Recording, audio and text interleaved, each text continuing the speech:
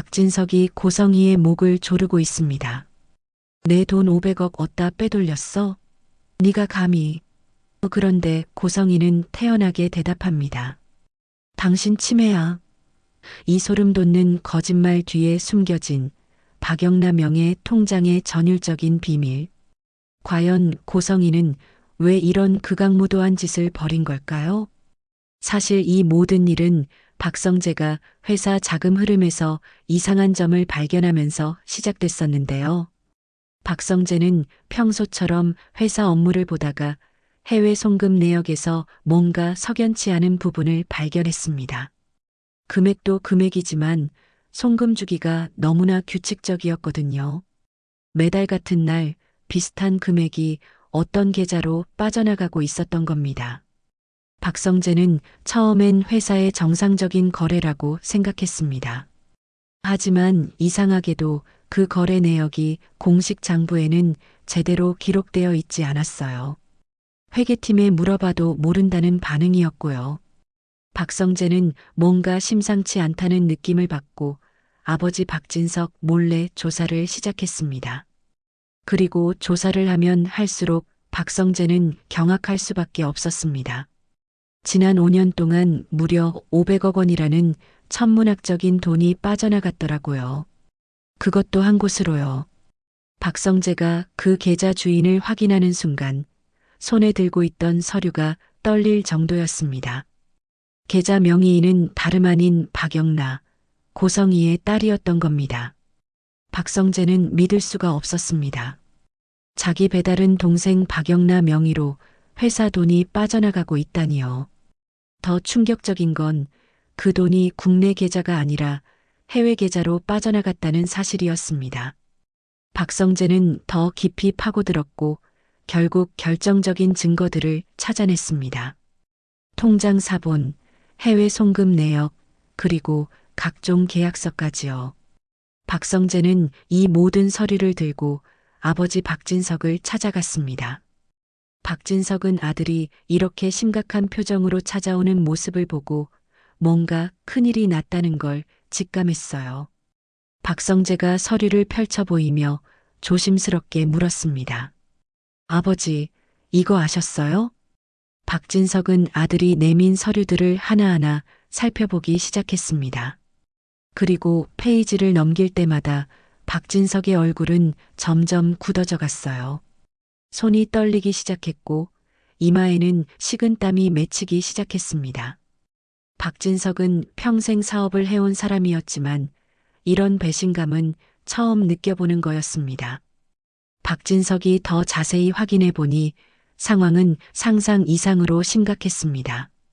자기 도장이 위조된 서류가 수십 장이나 됐더라고요. 박진석은 그 서류들을 보면서 경악했습니다. 이건 단순한 횡령이 아니었어요. 철저하게 계획된 치밀한 범죄였던 겁니다. 더 충격적인 건 회사 부동산 절반이 이미 박영나 명의로 이전되어 있었다는 사실이었습니다.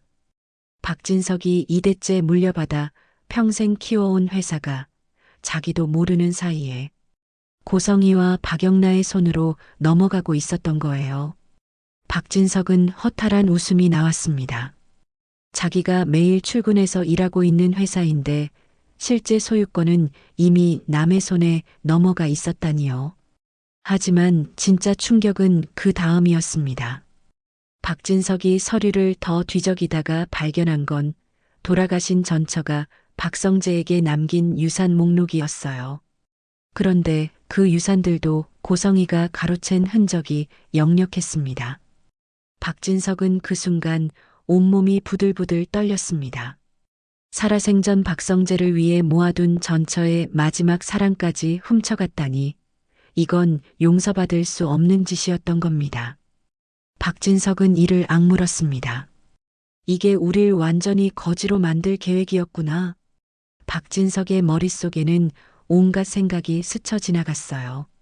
고성희가 자기와 결혼한 이유, 박영나를 그렇게 아끼던 이유, 박성재를 은근히 멀리하려던 이유. 모든 퍼즐 조각이 맞춰지기 시작했습니다. 고성희는 처음부터 박진석의 재산이 목적이었던 겁니다. 사랑 같은 건 없었어요. 신분 상승과 돈, 그것만이 고성희의 목표였던 거죠.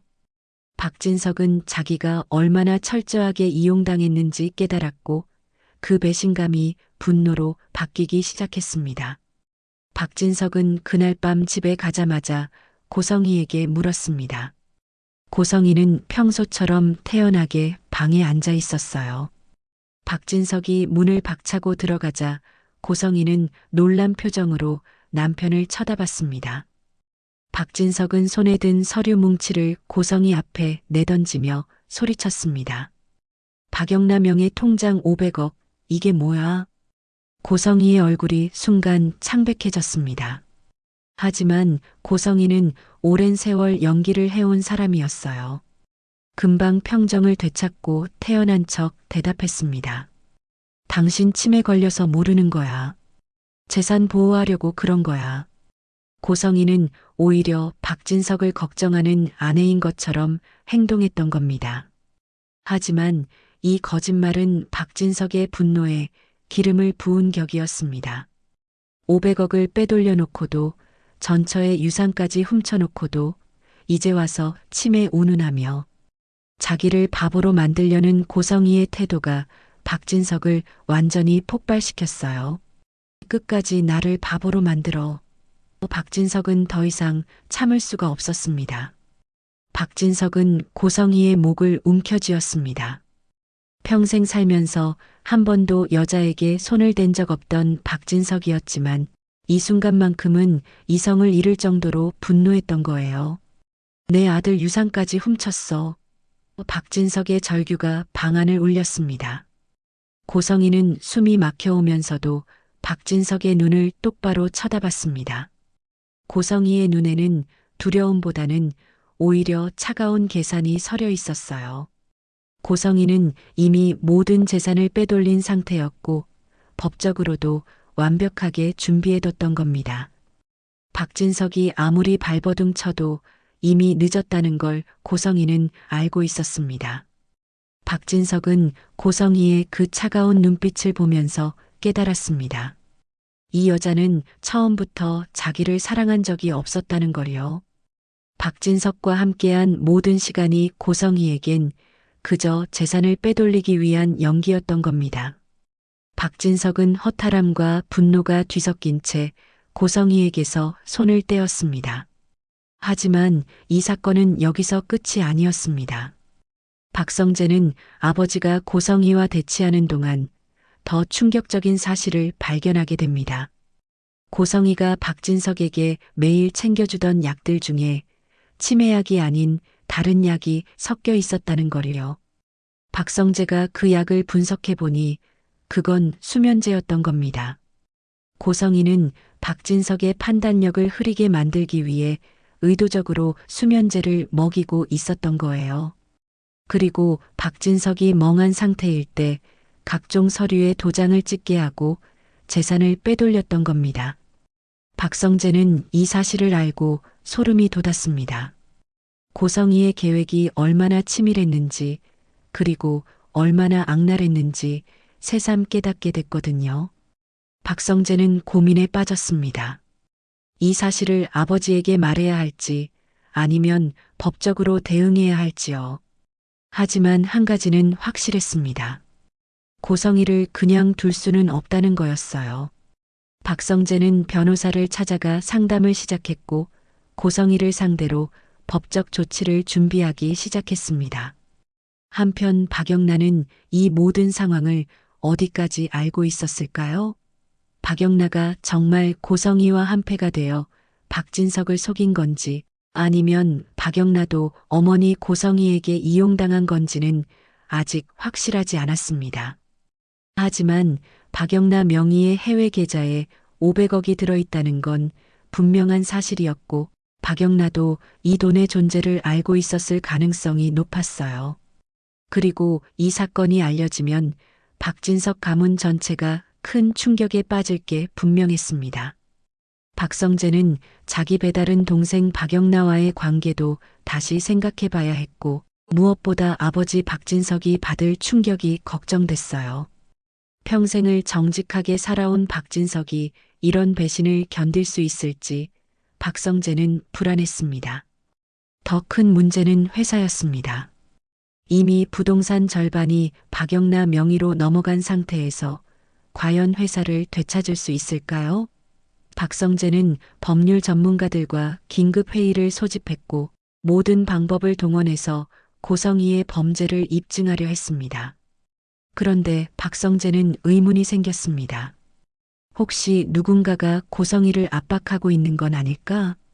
한 가지 확실한 건 이 사건이 단순히 재산 문제로 끝나지 않는다는 겁니다. 고성희가 이렇게까지 치밀하게 준비했다는 건 뭔가 더 큰 계획이 있다는 뜻이거든요. 박성재는 고성희의 과거를 파헤치면 파헤칠수록 더 많은 의문점을 발견했습니다. 그리고 가장 걱정되는 건 박영나였어요. 조용하고 우아한 박영나가 정말 어머니 고성희의 계획을 알고 있었는지 아니면 박영나도 고성희에게 이용당한 건지 알 수가 없었거든요. 박영나가 만약 이 모든 걸 알고 있었다면 박성재와 박영나의 남매 관계는 완전히 끝날 수밖에 없었습니다. 박진석은 평생 정직하게 살아온 사람이었습니다. 2대째 물려받은 회사를 성실하게 키워왔고 직원들을 가족처럼 대했던 사람이었어요. 그런 박진석이 이런 배신을 당했다는 게 너무나 안타까운 일이었습니다. 하지만 박진석은 쉽게 무너지는 사람이 아니었습니다. 호탕한 상남자 성격의 박진석은 이미 마음을 굳혔어요. 고성희와의 전쟁을 시작하기로 말이죠. 박성재와 함께 변호사를 선임하고 모든 증거를 수집하기 시작했습니다. 위조된 도장, 빼돌린 재산, 그리고 수면제까지 고성희의 모든 범죄 행각을 낱낱이 밝혀낼 준비를 시작한 겁니다. 고성희 역시 가만히 있지 않았습니다. 이미 모든 준비를 마친 고성희는 박진석과 박성재의 반격을 예상하고 있었고 자기만의 카드를 숨겨두고 있었어요. 박진석 가문과 고성희의 전쟁은 이제 본격적으로 시작될 참이었습니다. 그리고 이 모든 소용돌이 속에서 아무것도 모르는 박영란은 여전히 자기 작업실에서 그림을 그리고 있었습니다. 곧 펼쳐질 폭풍 같은 진실 앞에서 박영란은 과연 어떤 선택을 하게 될까요? 화려한 날들의 가장 어두운 밤이 시작되고 있었습니다.